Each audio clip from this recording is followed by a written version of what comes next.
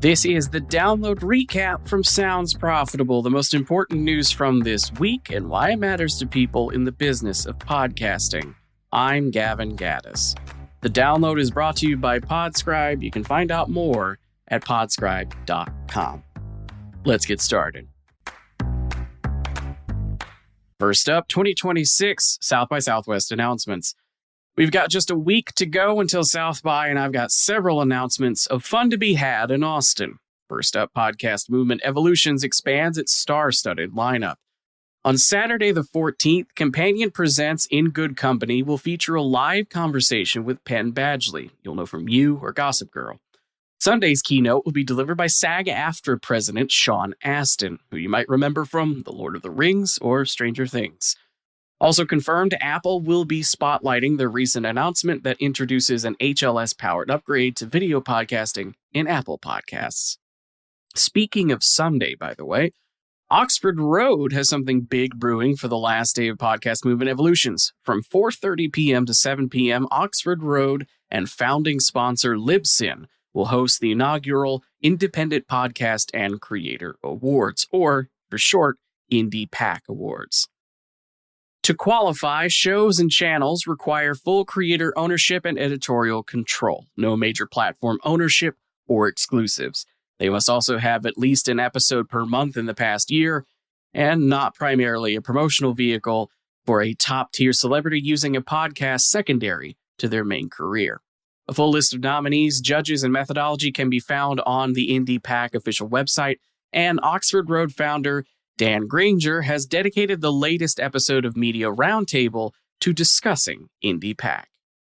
And finally, for South by Southwest news, Spotify celebrating its 20th birthday with big keynotes and musical performances at South by this year, including a concert at Stubbs Barbecue featuring Alanis Morissette, Ella Langley, and a rare DJ set from St. Vincent. The real shift in spoken word. This one's written by Tom Webster. In this week's Sounds Profitable article, Tom looks back at a chart from the latest Edison Research Share of Ear study showing podcasting's share of daily spoken word audio consumption compared to AM/FM radio in 2025. That comes out to 40% for podcasting, 39% for radio. More specifically, Tom Webster addresses the wider press coverage labeling this statistic as evidence that spoken word podcasting has passed AM/FM radio for the first time. But one substantial caveat goes unaddressed. Podcasting is not audio only, and it hasn't been for years. Share of ear measures the listening universe, including podcasts listened to on video-forward apps, but does not measure podcasts that are actively watched. Here's a quote from the article, quote, "In sound you can see we found the vast majority of video podcast consumers discovered the medium in the last 5 years. And they did so through YouTube, TikTok, and Instagram, not through audio platforms. In the podcast landscape, video podcast consumers report spending roughly half their total podcast time watching rather than listening.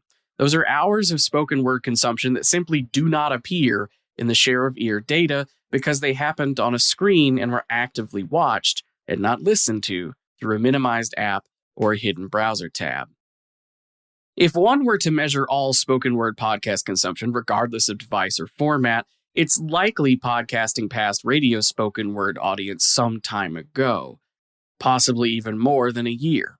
If the narrative becomes podcasting finally caught up to talk radio, that comes with the implication podcasting's upper ceiling is the size of radio. Measuring podcasting by those standards runs the risk of shrinking a massive medium to fit a very specific ruler.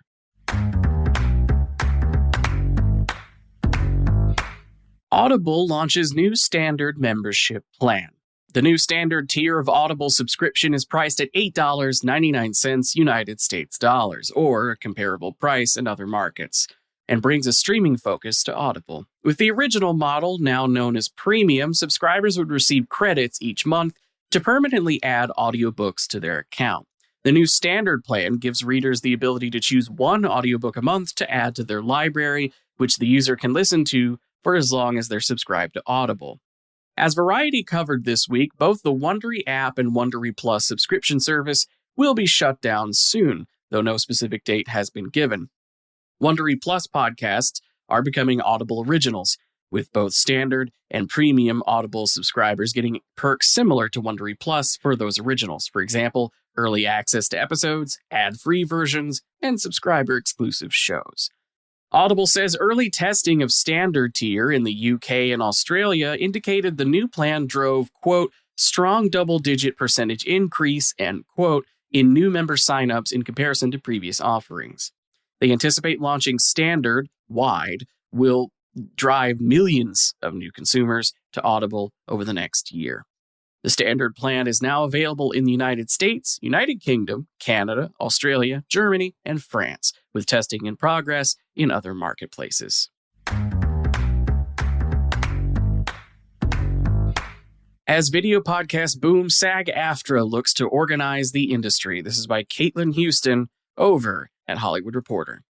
SAG-AFTRA National Director of Contract Strategic Initiatives and Podcasts, Sue Ann Morrow, tells The Hollywood Reporter the union expects to cover more interview podcasts and narrative podcasts going forward, in addition to SAG-AFTRA's existing presence in scripted drama and audio fiction starring union actors. Currently, two kinds of podcast contracts exist in the union: micropods that earn less than $10,000 per season, and independent podcast agreements for shows earning $10,000 plus per season.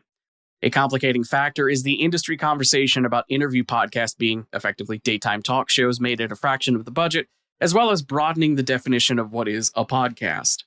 Here's a quote from Morrow in the article, quote, "To a certain degree, it sort of doesn't matter to us, because if a podcast comes to us and it doesn't really feel like a podcast, then we have other ways of covering that work," end quote. Morrow notes that actors taking video podcast contracts aren't necessarily taking a pay cut in comparison to signing a daytime TV contract. Contract coverage also applies to guests in addition to hosts. A union guest can elect to waive their appearance fee, but their contract aims to cover them if they want it.